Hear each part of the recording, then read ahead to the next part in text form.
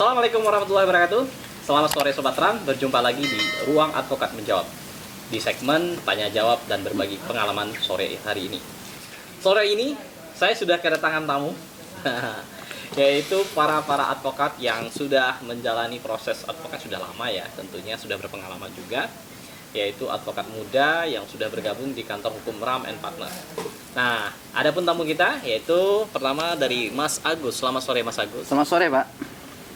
Dan tamu kita yang kedua yaitu Mas Rudi. Selamat sore Mas Rudi. Sore, Pak. Oke, dan yang ketiga Mas Aris. Selamat sore Mas Aris. Selamat sore, Pak. Mereka ini adalah advokat yang bergabung di kantor hukum Ram. Kita akan tanya-tanya terkait dengan beberapa pengalaman dan juga kita akan bertanya terkait dengan pengaruh tidak sih profesi advokat di dalam menghadapi masa-masa pandemik ini. Nah, untuk itu saya akan bertanya kepada Mas Agus dahulu deh. Nah, oke, Mas Agus, bagaimana nih profesi advokat berpengaruh tidak dalam menjalankan aktivitas selama pandemik ini? Baik itu mungkin dari sisi finansial juga bisa dijelaskan, atau mungkin dari sisi hal-hal yang lain? Oke, terima kasih, Pak. Terkait pandemi ini ya, atau corona ini, itu memang sangat pengaruh terhadap dunia advokat. Apa pengaruhnya yang terasa sekali atau dampaknya? Dampaknya yaitu secara ekonomi.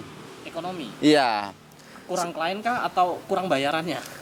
Yang pertama, kliennya kurang dan bayarannya pun juga kurang. Juga kurang? Atau banyak klien yang minta diskon? Atau seperti apa ini? Apa ya? Karena klien itu kadang-kadang mikirnya di kantor pengacara itu kan nilainya tinggi, untuk nilai advokatnya tinggi gitu kan. Jadi dengan adanya corona ini mereka mikir mendingan untuk kebutuhan yang sangat mendesak gitu kan. Oke. Jadi itu dari sisi penghasilan ya. Iya. Sisi lain mungkin ada pengaruhnya misalkan. Dari segi mobilitas ya, mobilitas gitu. Contohnya kita ada persidangan di luar kota gitu. Kita persidangan di luar kota itu contohnya kita pakai transport umum, kereta api atau pesawat. Itu kita harus antigen dulu, harus swab dulu, atau harus ada bukti vaksin. Itu sangat pengaruh. Sangat berpengaruh. Sangat pengaruh. Dan apalagi itu advokatnya ada yang belum divaksin. Gitu. Saya pribadi sih belum divaksin. Insya Allah hari Rabu besok divaksin ini ya gitu. Jadi harus banyak berjuang dan berusaha agar bisa mendapatkan hasil lebih baik untuk imun tubuhnya. Salah satunya vaksin. Iya gitu. Ini diusahakan Insya Allah Rabu divaksin gitu. Okay. Kalau Mas Rudi sendiri bagaimana? Apa pengaruh yang terasa sekali terkait dengan dampak pandemi ini terhadap profesi advokat? Ya, baik. Kalau untuk berbicara berpengaruh ya semenjak virus corona ini dari pertama tahun 2019 akhir tahun ya kita tahu sama-sama di lockdown habis-habisan, lumpuh semuanya. Kemudian habis itu timbul lagi kebijakan lain, PSBB, kemudian ada lagi PPKM. Sekarang PPKM daruratnya, ada PPKM darurat meskipun pemerintah menyebutkan bahwa sektor advokat ini termasuk sektor esensial, yang sektor yang sangat bisa dibilang bisa dibutuhkan gitu. Tetapi secara pribadi kasus yang saya tangani ini ada beberapa kasus yang saya tangani ini ya masuk dalam kategori prodeo gitu. Kita berangkat ya lillahi ta'ala aja, ikhlas aja gitu. Kalau berbicara masalah dapur ya kadang-kadang ya agak susah juga untuk mengasapi dapur ini sendiri ya gitu. Ya, berarti ini berbicara soal ekonomi lagi ya. Nah, kalau berbicara soal asap dapur, apakah istri menuntut lebih nih Mas Rudi? Ini karena ini kan bicara soal dampak pandemi, atau istri juga mengerti karena situasi memang lagi pandemi seperti itu. Sebenarnya ini semuanya udah berumah tangga nih Pak. Ya. Gitu. Baik, Pak. Kalau untuk istri sendiri, yang pertama istri saya alhamdulillah dia toleransi dan pengertian. Dia kebetulan juga anggota Nakes untuk penanganan COVID. Jadi beliau tahu juga bagaimana virus itu sendiri, bagaimana dampaknya juga terhadap manusia ini sendiri. Ya, baik. Terima kasih Mas Rudi. Nah, ke tamu kita yang ketiga nih, Mas Aris. Gimana nih terkait dengan dampak yang dirasakan Mas Aris selama proses persidangan mungkin atau apapun itu terkait dengan ya sisi negatif lah selama pandemi ini? Untuk dampak dengan adanya corona ini Pak, Wah, sangat sulit sekali ya Pak ya. Karena saya sendiri berapa bulan ini kan saya harus mondar-mandir keluar kota. Kemana Iya. sidangnya terakhir, Mas? Kemarin terakhir di Pengadilan Negeri Denpasar. Denpasar. Iya. Nah, itu gimana? Terasa dampaknya seperti apa itu? Terasa sekali, Pak. Ah. Terus dari segi biaya pun meningkat, Pak. Iya. Perjalanan transportasi seharusnya cukup dengan 2 juta, sekarang harus bayar Iya. lebih. Gitu. Dengan adanya kita harus ada swab antigen atau PCR, itu kan biayanya nggak murah, Pak. Termasuk Iya. juga tiket tentu harga naik nih. Iya. Ya. Iya. Pengaruh ya. Pengaruh sekali, Pak. Jadi selain dari sisi waktu bagaimana Mas Aris? Proses persidangan apakah sering lancar? Mungkin sering juga terhambat. Mungkin hakimnya sering sakit, mohon maaf ya, mungkin karena Iya. positif atau bagaimana? Kalau untuk persidangan sendiri sih Pak, kita lancar sih Pak untuk setiap persidangan. Cuman ya kalau di pengadilan negeri sendiri kan kita nggak sesuai urutan. Jadi untuk persidangan itu kita tergantung hakim. Hakim siap, ya kita harus mulai sidang. Tapi kalau hakimnya belum siap ya kita harus sabar menunggu. Kadang kita sidang pun sampai malam Pak. Hampir maghrib itu kita baru mulai sidang. Ya. Oke, baik. Kembali ke Mas Agus nih. Saya tanya juga terkait dengan selama COVID ini, kasus apa yang sering ditangani, yang mungkin yang bisa dijelaskan?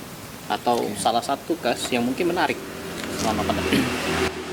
Selama pandemi ini, kasus yang paling banyak itu kasus perceraian, Pak. Kasus perceraian ya? Ya, Jadi kasus karena perceraian. pandemik ini orang malah lebih banyak bercerai. Ya, mungkin tuntutan ekonomi dari Tuntutan ekonomi. pasangan gitu kan. Kirain pengaruh COVID-nya ini masuk ke dalam tubuh, dia minta cerai. Bukan.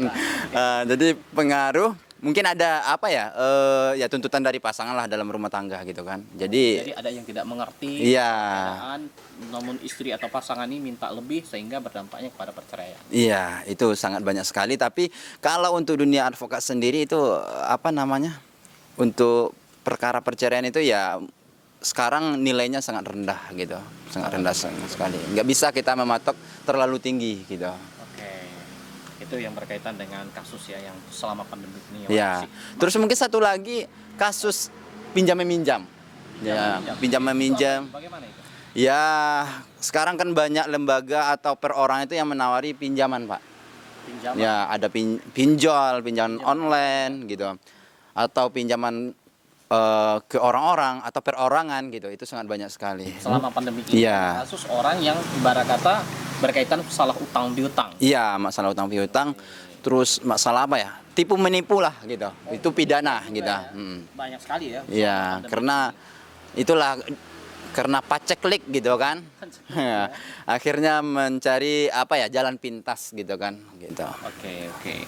Kalau Mas Rudi, nah selama pandemik ini ya, yang membuat Mas Rudi mungkin ya pernah ketemu di pengadilan mana yang mungkin lockdown, ketika sudah datang ke sana terus kecewa, atau pernah nggak mungkin pengalaman seperti itu? Untuk pengalaman sendiri masalah lockdown ini di pengadilan saya pernah sekali Pak, di pengadilan agama. Waktu itu kita mau sidang ya, kalau nggak salah sidang perkara perdata, kita sudah ke sana. Tapi sebelumnya kita lupa juga konfirmasi dulu apakah pengadilannya itu buka atau enggak, ya kita langsung aja ke sana, ya tiba-tiba tutup gitu loh. Tutup karena ada yang positif, hakimnya banyak yang positif, pegawainya juga pada takut semua. Akhirnya pengadilan semuanya di lockdown. Untuk aktivitas pengambilan surat-surat kepanitiaan itu semuanya ditutup. Sampai berapa hari biasanya kalau di lockdown? Untuk lockdown sendiri kemarin waktu saya itu sekitar 1 minggu Pak. Sekitar 1 minggu. Kita ditunda sidang itu sekitar 1 minggu. Kemudian untuk sidang berikutnya itu belum pasti juga. Oke. Kapan untuk dibukanya lagi. Oke, itu ya selama pandemi ini. Bagaimana tips untuk memberikan penjelasan kepada klien bahwa pengadilan ini lagi lockdown, tidak bisa sidang atau bagaimana? Atau kliennya sudah mengerti sendiri? Ya. Kalau untuk masalah itu sendiri Pak, saya jujur saya sampaikan kepada klien kita apa adanya, bahwa kondisi kita saat ini memang lagi ibarat kata itu lagi genting sekali. Kita sampaikan apa adanya bahwa hakim di Pengadilan Negeri Yogyakarta banyak juga yang terpapar, daripada kita juga ikut terpapar nanti mending kita ikut prosedur di sana aja gitu, bilang kayak gitu. Secara tidak langsung Iya. kliennya juga mengerti. Yang penting tadi terbuka ya. Iya. Oke. Terus Mas Aris nih berkaitan masalah corona lagi nih, mungkin ada nggak di sekitar lingkungannya, nah, ya, terus tiba-tiba nggak boleh keluar sama Pak RT nih, padahal mau sidang atau gimana nih, mungkin di lingkungan. Di lingkungan ya Pak ya. Kalau di lingkungan masyarakat setiap hari itu semakin meningkat Pak. Setiap hari. Iya, ada yang terinfeksi virus corona itu setiap hari pasti ada Pak. Terus Ah. nggak untuk akses keluar dari Untuk- lingkungan, untuk kerja sidang atau apa? Kalau untuk keluar sih, alhamdulillah sampai sekarang nggak dibatasi Pak. Cuman untuk aktivitas ya disuruh di rumah gitu loh Pak. Kebanyakan disuruh di rumah. Sedangkan kita nggak bisa di rumah ya, karena harus Iya. sidang ke pengadilan Iya. datang ya. Iya, Nah, oke. Jadi itu yang beberapa dampak yang dirasakan oleh teman-teman advokat ya. iya. Nah, untuk pertanyaan yang terakhir penutup nih kepada teman-teman dari Mas Aris dulu deh. Iya. Kalau berbicara soal program pemerintah, katakanlah ini adalah namanya PPKM Darurat Jawa Bali yang diperpanjang hingga akhir Juli 2021. Ini tanggapannya apa? Monggo silakan. Sebagai penutup. Tanggapannya ya kalau bisa ya peraturannya jangan terlalu ketat lah, intinya jangan sampai menghambat aktivitas masyarakat gitu Pak. Ya peraturannya peraturan tapi jangan terlalu menghambat, apalagi dengan adanya peraturan persyaratan yang harus kita lengkapi itu ya menurut saya mempersulit gitu loh Pak. Mempersulit. Ya Pak. Kalau Mas Rudi bagaimana? Sebagai penutup terkait dengan Ya. PPKM Darurat ini. Kalau menurut pendapat saya PPKM darurat ini Pak ya nggak ada masalah sih sepanjang ibarat kata ini masyarakat tetap diutamakan gitu. Masyarakat Ya. utamakan dalam hal seperti apa? Ya paling tidak ya bagi para pedagang gitu paling tidak ya dikasihlah uang makannya gitu atau gimana Bantuan, lah ya. dikasih bantuan lah gitu. Jangan di blok gitu aja, ditutup gitu aja sementara solusi nggak ada dikasih gitu. Kasihan juga kan gitu. Itu aja sih Pak. Oke, Mas Agus. Kalau diperpanjang itu akan istilahnya menyengsarakan rakyat atau masyarakat gitu. Sedangkan PPKM aja itu udah sengsara Pak. Apalagi ini ditambah darurat terus diperpanjang lagi. Nah itu akan lebih mensengsarakan gitu. Terutama bagi yang istilahnya yang mencari uang itu ya di luar rumah. Contohnya kayak ya kita inilah dunia advokat gitu kan. Terus pedagang-pedagang itu sangat pengaruh gitu. Nah, Jadi PPKM Darurat ini diperpanjang, itu apakah menjadi soal atau ada solusi lain tawaran dari Mas Agus? kalau dari saya sih Pak mungkin simpel aja. Yang penting kita tetap jaga kesehatan, iman gitu kan, kebersihan, terus ya jaga tetap protokol kesehatan gitu. Itu udah cukup menurut saya sih. Ya.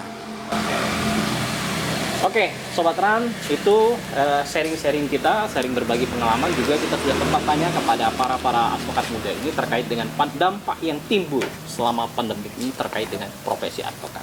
Ada plus minusnya, namun satu sisi yang namanya program pemerintah kita dukung, tetapi satu hal yang perlu diingat, jangan sampai program pemerintah itu mensengsarakan rakyat. Terima kasih, sampai ketemu di lain waktu. Wassalamualaikum warahmatullahi wabarakatuh. Salam Sobat Ran.